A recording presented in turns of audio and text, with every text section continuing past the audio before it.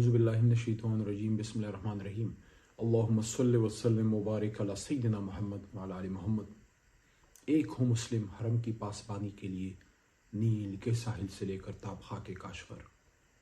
تمام امت مسلمہ کی مثال ایک بدن کی طرح ہے، اور بدن کے ایک حصے کو جب تکلیف پہنچتی ہے تو پورے بدن کو تکلیف پہنچتی ہے۔ اور یہ حدیث شریف ہے صحیح بخاری کی، حضور نبی کریم صلی اللہ علیہ وآلہ وسلم خاتم النبیین کی۔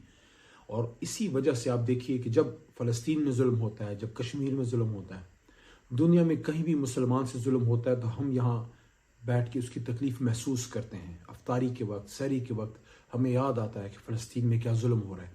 اسی سلسلے میں ایک دن پہلے قومی اسمبلی سے ایک متفقہ قرارداد پاس ہوئی جس میں فلسطینی عوام کے ساتھ یکجہتی کا اظہار کیا گیا اور اسرائیلی ظلم کو پرزور الفاظ میں اس کی مذمت کی گئی، اور عالم جتنی بھی طاقتیں ہیں، اقوام متحدہ، سب سے یہ بھرپور مطالبہ کیا گیا کہ یہ ظلم بند کیا جائے اور فلسطینیوں کو ان کا حق دیا جائے۔ وہ بھی انسان ہیں، ان کے ساتھ خاص کر اس انتہائی ایک بہت ہی معزز مہینے میں یہ جو ظلم ہو رہا ہے رمضان کے مہینے میں، اس کو ہم سب اس کی پرزور مذمت کرتے ہیں۔ اس سلسلے میں قومی اسمبلی سے ایک متفقہ آواز آئی۔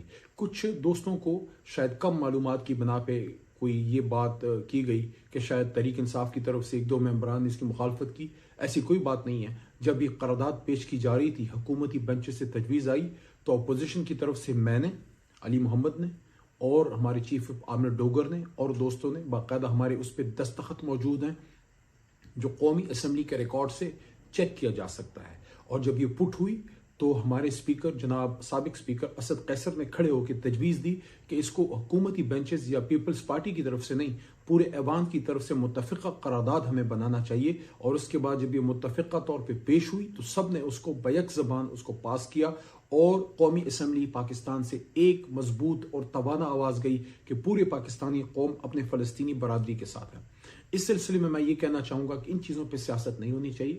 سیاست ہم کسی اور چیز پہ کر لیں گے، ہم روز کرتے ہیں، لیکن مسئلہ فلسطین پہ، مسئلہ کشمیر پہ، ختم نبوت صلی اللہ علیہ وسلم، حرمت رسول صلی اللہ علیہ وسلم، ہماری ایٹمی ٹیکنالوجی، پاک فوج پہ، ملکی دفاع پہ، امت مسلمہ کے اتحاد پہ، یہ وہ حساس ٹاپکس ہیں جس پہ کبھی بھی سیاست نہیں کرنی چاہیے۔ اس پہ ہمیشہ ایک آواز آنی چاہیے جو قائد اعظم محمد علی جناح کی ہے۔ قائد اعظم محمد علی جناح کا ویژن ہی تھا کہ اسرائیل یورپ کی ناجائز اولاد ہے اور کبھی بھی پاکستان اسرائیل کو تسلیم نہیں کرے گا۔ اور یہی بات عمران خان صاحب نے بطور وزیر اعظم کی جب انہوں نے کہا کہ ہم فلسطینیوں کے ساتھ کھڑے ہیں، اسرائیل کو کبھی تسلیم نہیں کریں گے، اور جناح کے ویژن کے ساتھ کھڑے ہیں۔ اور یہ بات علی محمد میں نے بطور پارلیمانی وزیر ایک بار نہیں، دو بار نہیں، متعدد بار قومی اسمبلی اور سینٹ کے فلور پہ بطور وزیر حکومت پاکستان کی اور عمران خان کی نمائندگی ہماری حکومت کی کا موقف پیش کرتے ہوئے میں نے بار بار یہ بات کی کہ اسرائیل یورپ کی ناجائز اولاد ہے۔ قائد اعظم محمد علی جناح کا جو ویژن ہے وہ تحریک انصاف کا، حکومت پاکستان کا ویژن ہے، اور ہم نے اس پہ مضبوط سٹینڈ لیا۔ تو انشاءاللہ اس پہ کسی قسم کی دو رائے نہیں ہے کہ جب مسئلہ فلسطین کی بات ہوگی تو یہاں سے پی ٹی آئی، نون یا پیپلز پارٹی کی آواز نہیں آئے گی، یہاں پاکستانی کی آواز آپ کو قومی اسمبلی سے انشاءاللہ سنائی دے گی، ہمیشہ سنائی دے گی۔ جب تک ہم زندہ ہیں انشاءاللہ کبھی بھی ہم فلسطین کے کاز پہ، حرمت رسول صلی اللہ علیہ وسلم پہ، ان چیزوں پہ کبھی بھی ہم انشاءاللہ مسئلہ کشمیر پہ کبھی کمپرومائز نہیں کریں گے۔ اس سلسلے میں کسی قسم کی افواہ سازی سے اپنے آپ کو دور رکھیے۔ تحریک انصاف مضبوط کھڑی ہے، مسئلہ فلسطین پہ فلسطینیوں کے ساتھ کھڑی ہے۔ اور کچھ عرصے پہلے جب یہ ظلم ہوا، میں جیل سے نکلا تھا، یہ 4 مہینے پہلے کی بات ہے، باقاعدہ فلسطینی سفارت خانے میں نے ذاتی طور پہ جا کے وہاں تحریک انصاف عمران خان صاحب کی نمائندگی کی، اور وہاں پہ میں نے موقف پیش کیا جو پاکستانیوں کا، مسلمانوں کا موقف ہے، اور وہاں پہ اور بھی جماعتوں کی نمائندگی تھی۔